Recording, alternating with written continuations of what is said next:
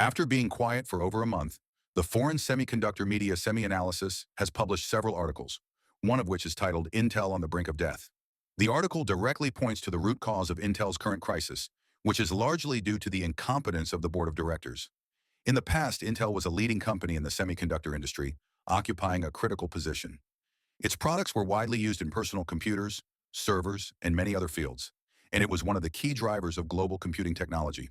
However, Intel today is in an unprecedented crisis, and the root cause of this is, to a large extent, the series of decision-making failures by Intel's board of directors. Let's first take a look at the composition of Intel's board of directors. As of December 2024, Intel's board has 11 members, 7 of whom have no experience in the semiconductor industry. The other 2 have some accomplishments in the field, but only as academics, lacking practical industry experience. With such a composition, the board struggles when it comes to making decisions about the complex semiconductor industry. They lack the experience to make difficult decisions and struggle to understand the critical business inflection points in the industry. When dealing with the current crisis Intel is facing, their lack of ability is glaring. Over the past decade, Intel's board has made a series of missteps. In the 2010s, Intel faced major setbacks in its 10-nanometer process, and you could even say that it struggled with the 14-nanometer process as well.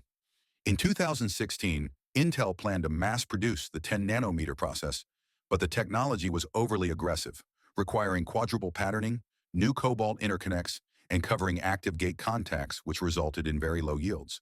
This node took 3 years to fix. In contrast, TSMC executed its 10-nanometer node with lower performance as planned and quickly advanced to more advanced processes. While Intel was still struggling to fix the 10-nanometer issue, TSMC had already shipped more than 500,000 N7 wafers and began sampling N5. As a result, Intel's products lost their competitiveness in the market, and its market share in the data center began to decline, with business problems worsening. The cultural decay within Intel is also a major issue. This problem can be traced back to the time when Paul Otellini was CEO. Otellini was Intel's first non-engineer CEO. His appointment was due to his implementation of brutal anti-competitive business decisions that successfully excluded AMD from the CPU market, consolidating Intel's monopoly position. However, from that time on, business decisions began to take precedence over technology. Intel's corporate culture fundamentally changed. Previously, under Andy Grove's leadership, Intel had a constructive confrontation culture, where decisions were data-driven and execution and extreme accountability were prioritized. But Otellini changed all of that. Technical decisions were replaced by political power, and internal departments were caught in power struggles. This cultural decay continued until Pat Gelsinger took over. Neither of Otellini's successors could turn things around. Brian Krzanich, as CEO, was a disaster. He oversaw the failure of the 10-nanometer node, and poor wafer fab management became the company's biggest issue. Despite this, he was only dismissed due to a workplace relationship scandal. Krzanich's poor performance in acquisitions and technological leadership can be seen as an inevitable result of this toxic culture. In 2018, the board made another critical decision by appointing Bob Swan as CEO, Intel's first truly non-technical CEO. Unlike Otellini, who had worked at Intel for 30 years, including as Andy Grove's technical advisor and leader of the microprocessor division, Swan was a career CFO, and Intel was his 10th CFO position. During his time as CEO, Intel spent large amounts of money on stock buybacks, almost equivalent to its capital expenditures on wafer fabs. At a time when the company was losing market share and falling behind its competitors by more than 2 process nodes, this approach severely impacted the company's long-term development, reflecting the board's short-sightedness in strategic decision-making. Under Swan's leadership, Intel not only cut capital expenditures, but also reduced its technical workforce, leading to a loss of technological leadership. While profitability seemed good in the short term, it hit a massive crisis. In the context of these decision-making failures, Pat Gelsinger became Intel's CEO in 2021, attempting to turn the company around. Gelsinger had extensive experience at Intel, having worked there from 1980 to 2009 in important roles such as CTO. He then worked at VMware and returned to Intel in 2021. Upon taking office, Gelsinger focused on solving the many issues Intel faced, proposing a 4-year, 5-node strategy, and securing over $40 billion in government support through the CHIPS Act.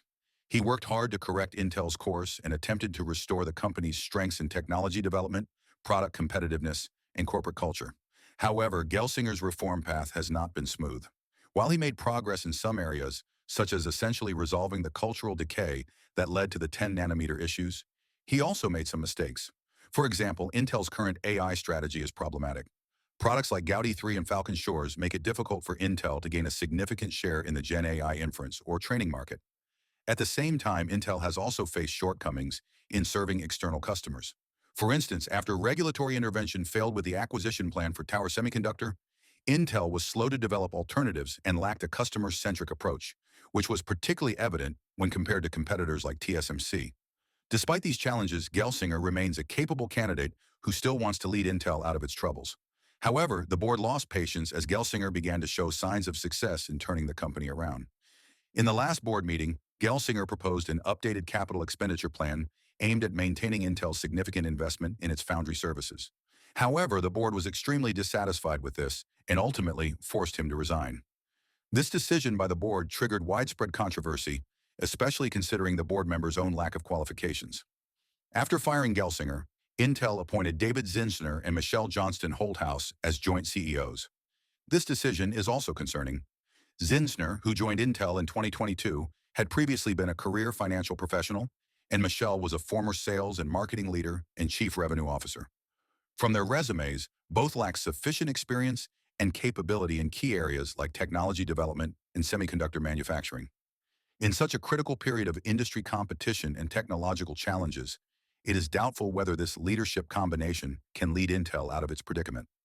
Intel also faces enormous challenges in the changing industry landscape, especially in terms of x86 architecture and product competitiveness. Before the rise of smartphones, x86 architecture dominated the general-purpose CPU market. Intel, with its excellent process technology and the advantages of x86, had a dominant position in the PC and server markets. At that time, the Wintel Alliance, Windows and Intel, promoted the widespread adoption of x86 architecture. Software developers, based on Windows' vast user base, primarily wrote software for x86, forming a powerful ecosystem that made customers more inclined to choose x86-based Windows PCs, further driving Intel's CPU sales. However, the advent of smartphones completely changed this landscape.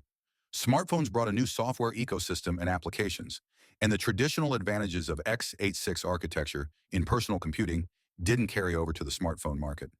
Although Intel tried to enter the smartphone application processor market, it was too late, lacked determination, and adopted the wrong PC-minded strategy, failing to consider the strict power efficiency requirements of smartphones. Ultimately, it lost to ARM-based smartphone SoC competitors. The rise of smartphones not only caused Intel to miss new market opportunities, but also accelerated the maturation and transformation of the client CPU market. Consumers increasingly spent time on smartphones, and phone functionality gradually became comparable to or even surpassed that of PCs, leading to the erosion of the client PC market and impacting Intel's position in the client CPU market. In 2020, Apple launched its ARM-based M-series SoCs, which were used in its own laptops and desktops, ending a 15-year partnership with Intel. This shift marked the emergence of a new and powerful competitor for Intel in the client CPU market. With the success of Apple's M1 chip, other chip manufacturers saw the potential of ARM architecture in the client PC market.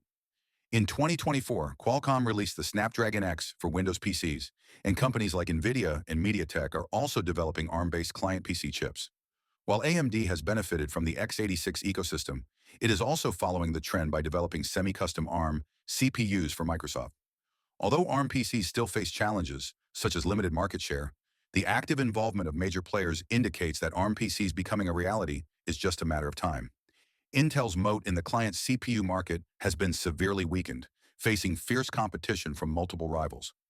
In the data center market, Intel is also under significant pressure. It once relied on its data center product division for growth, especially from business with large-scale enterprises and cloud service customers.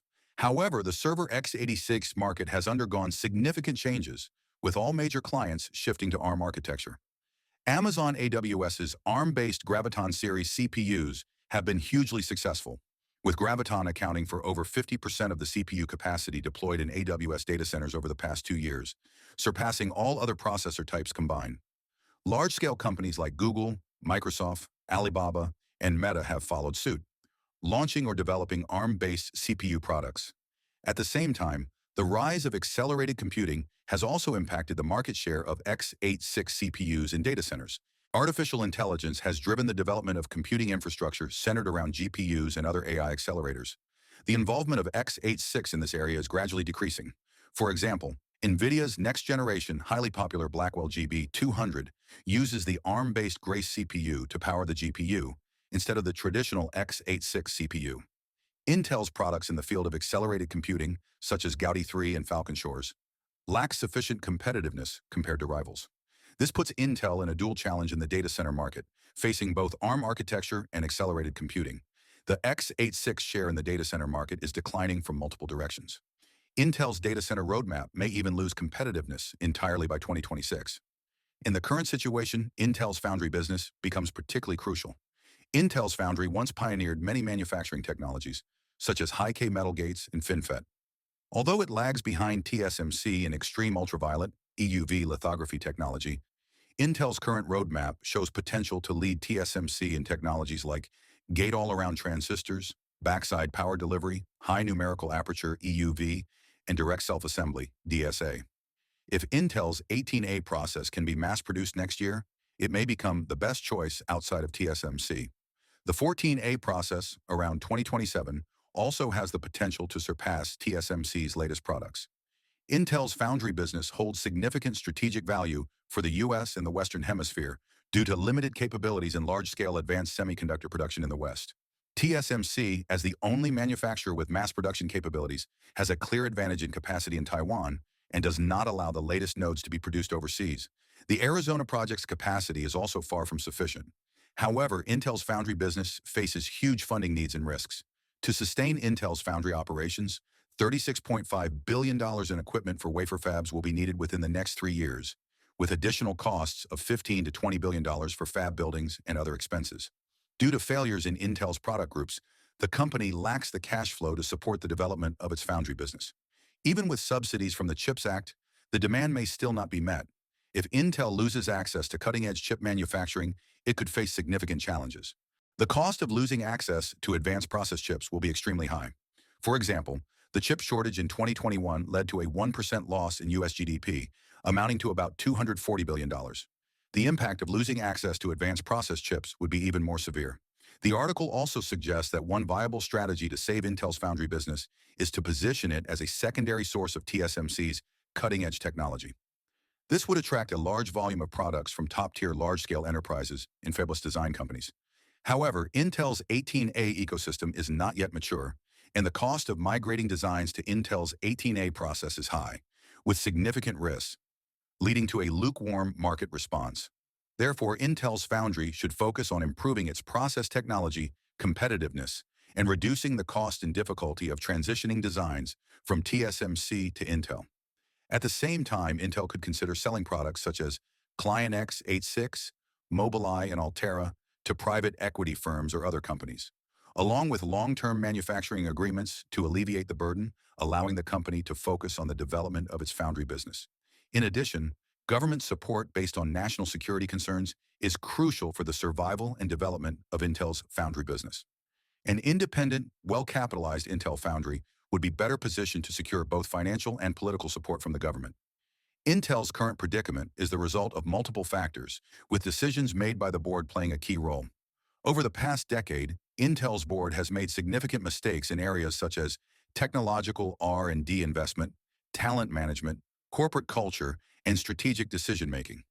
These flawed decisions led to Intel's failure to adapt in a timely manner to the rapidly changing industry landscape, resulting in the company gradually falling behind competitors in terms of product competitiveness, market share, and technological leadership. At present, Intel's future development is filled with uncertainty. If Intel wants to revive itself, it must deeply reflect on the board's decision-making mechanisms, bring in talent with extensive experience in the semiconductor industry and exceptional leadership capabilities, and create a clear, reasonable, and forward-looking strategic plan. Additionally, Intel needs to increase its investment in technological R&D, particularly in its foundry business, to overcome the current challenges related to funding, technology, and market conditions. The company should focus on improving process technology, reducing costs, and enhancing product competitiveness to regain customer and market trust.